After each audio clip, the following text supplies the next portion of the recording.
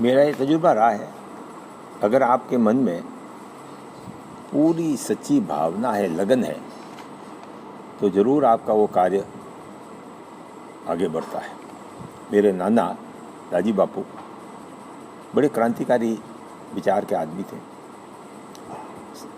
अक्षर पुरुषोत्तम संस्था यानी अक्षरधाम वाले शास्त्री महाराज जिन्होंने ये संस्था शुरू की, योगी जी महाराज, उनके विश्वास पात्र मित्र रूप में रहे और सारे क्रांतिकारी कदम उठाने में जो प्रेरणा उन्होंने इन बड़े संतों को दी, उसमें भी उनका बहुत बड़ा साथ रहा।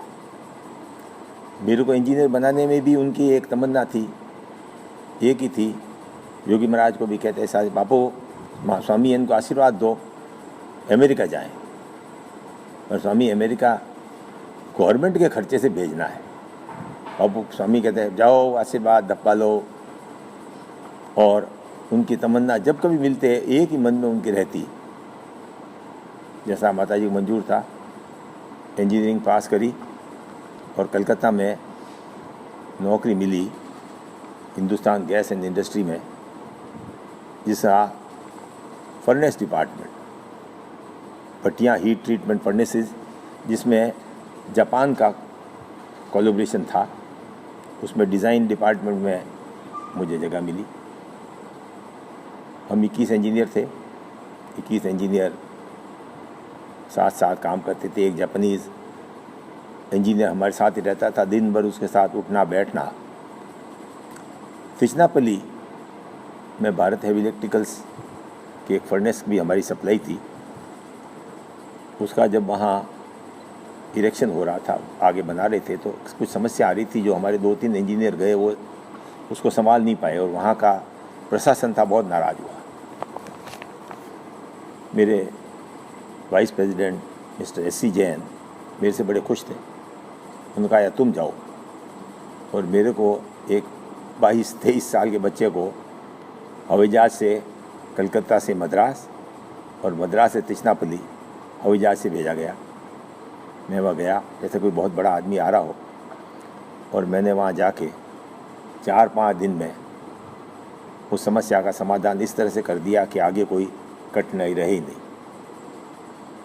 मैं छुट्टी मांगने वहाँ की चीफ इंजीनियर के पास गया। उन्होंने कहा नहीं भाई, अब तुम यहीं रहोगे जब तक कि पूरा काम कंप्लीट नहीं हो जाएगा। मैंने तुम्हारे प्रेसिडेंट से बात कर ली है।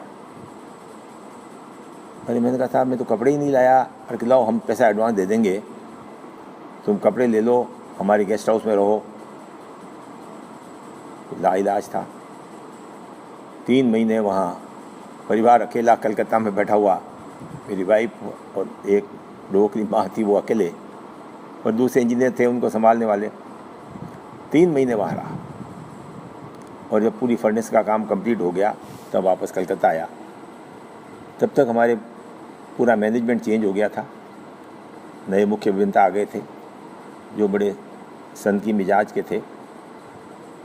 लोगों को दबा देना, बिना मतलब के डांटना, अपना रौब दिखाने की कोशिश करना। हालांकि मेरे को गुस्सा कम ही आता है, परंतु एक बार बिना मतलब के उन्होंने मुझे डांट दिया। मेरी उनसे बहस हो गई तो गलतफहमी मत रहना, तुम्हारे बिना भी ये कंपनी चल सकती है। मैं बाहर आया और मैंने इस्तीफा लिख के भेज दिया। मुझे ये विश्वास नहीं था कि मैं अभी इतना बड़ा काम करके आया हूँ तिरुचिरापल्ली में, मेरा को इस्तीफा मंजूर हो जाएगा। और हुआ इसका उल्टा ही। आधे घंटे में फटाफट निर्णय हुए और मेरे को लेटर मिल गया कि आपका इस्तीफा मंजूर हो गया है, आप अपना हिसाब क्लियर करिए और ले जाइए।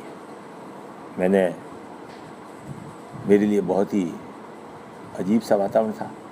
मैंने कैशियर बाबू से हिसाब लिया, घर आया और वाइफ से कहा भाई सामान जमाओ। क्या हुआ कि नौकरी छुट्टी। चलिए साहब, सामान पैक किया, छोटा ज़्यादा इकट्ठा किया हुआ नहीं था, और दो दिन बाद टिकट लिए और अपने बिलाड़ा आ गए।